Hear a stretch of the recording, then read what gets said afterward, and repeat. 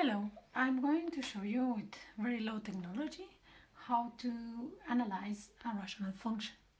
So I have someone recording with the phone and he's going to... Yeah, I can see. Yes? Okay. So he's just on top of me. The function that I pick is f of x is equal to x plus 1, all of that divided by x minus 2 times x plus 4. This is a rational function because it's a quotient of two polynomials. And it's a little bit more complicated than the ones we have done so far, but well, I thought it was going to be more fun to make it a little bit more challenging. So first of all, I'm going to look at the vertical asymptotes, so we can also say what the domain of the function is. So we can see here that if we need the function to exist, we need x minus 2 to be different from 0. And that happens when x is different from 2. And we also need x plus 4 to be different from 0. And that happens when x is different from negative 4. So we are going to have two vertical asymptotes at x equals 2 and x equals negative 4.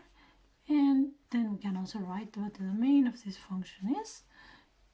The domain of f is the real numbers that are different from 2 and are also different from negative 4. I'm going to add the asymptotes I have so far. My scale is going to be 1 square is 2 units. So I have over here x equals 2 for vertical asymptote, and over here at negative 4 I have the other one.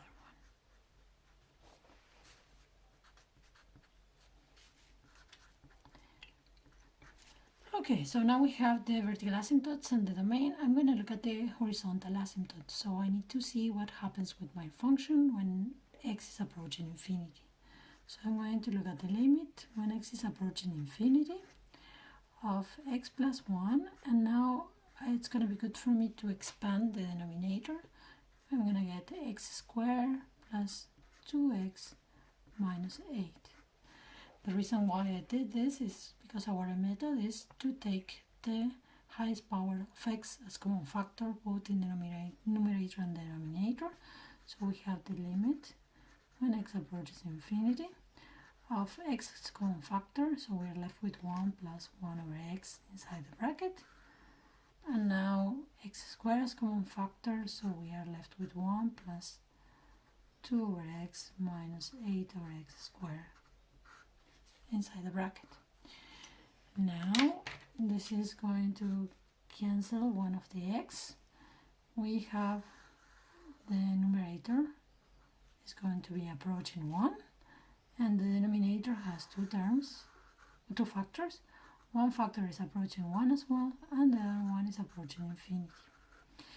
So basically we have 1 divided by infinity, and this is the point where I'm going to discuss whether we are talking about approaching positive infinity or we're talking about approaching negative infinity.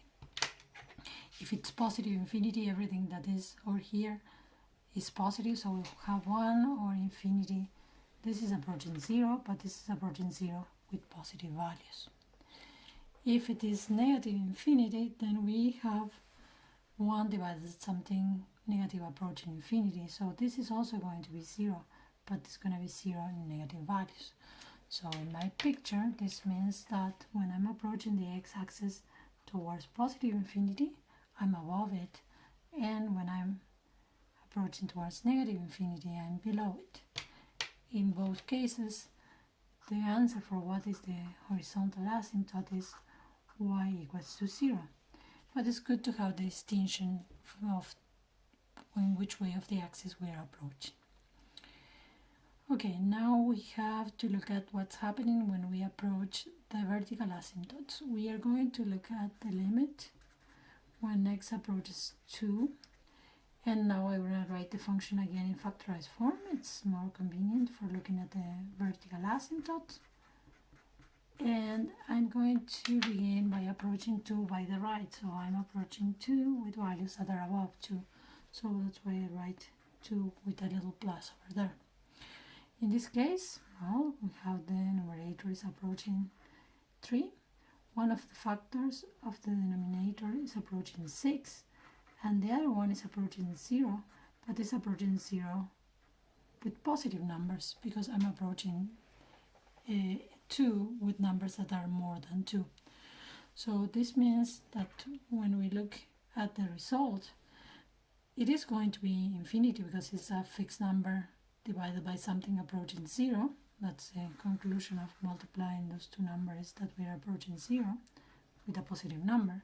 So this is going to be plus infinity.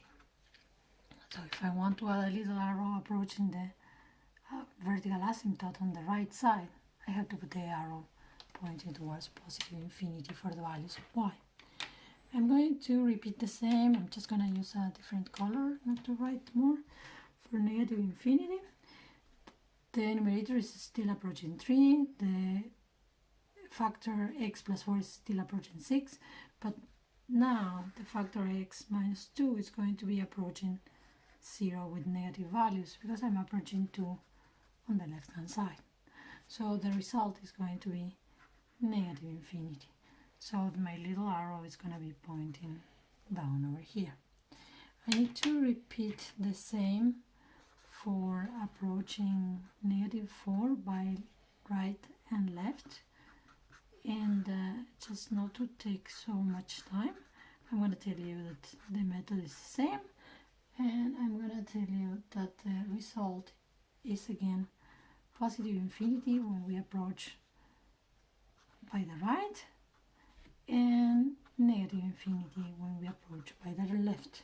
So I'm going to add that to my picture. Over here pointing up and over here pointing down. Now to finish, I need to find the axis-intercept, and then I'm going to write down the range and we will be done. For the y-intercept, we need to find what is the value of the function when x is equal to 0. And we're going to have 1 in the denominator and then negative 2 times 4 in the denominator. So we have negative 1 over 8. So very, very close to 0, but not 0. That's a point over there. Now add what it is. Negative 1 over 8 y-intercept. Now I'm going to look at the x-intercept. So we need the function. This will be potentially many, but it doesn't happen. The function equal to 0, we solve for x. This happens if and only if the numerator is equal to 0. So we need x plus 1 to be equal to 0. So this happens when x is equal to negative 1. So let's write here the coordinates are negative 1, 0 for the x-intercept and 0, negative 1 over 8 for the y-intercept. So adding this to the picture, we are over here at negative 1 with the x-intercept. I'm going to sketch how the function looks with the information we have.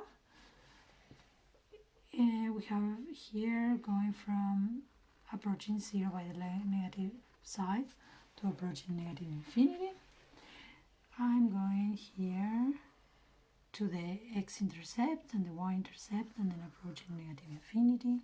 And from positive infinity, I'm approaching the axis by above. This potentially we may be thinking, okay, how do we know that the function is not doing anything strange in between? Well, we don't have really tools to know that for sure, but we will have later. And then you will see that this is the simplest that can happen, and this is actually what happens. I just need to write what is the range of my function, and we can see from the picture that because of the branch that is going from one vertical asymptote to the other, from positive infinity to negative infinity, the range is the whole real line.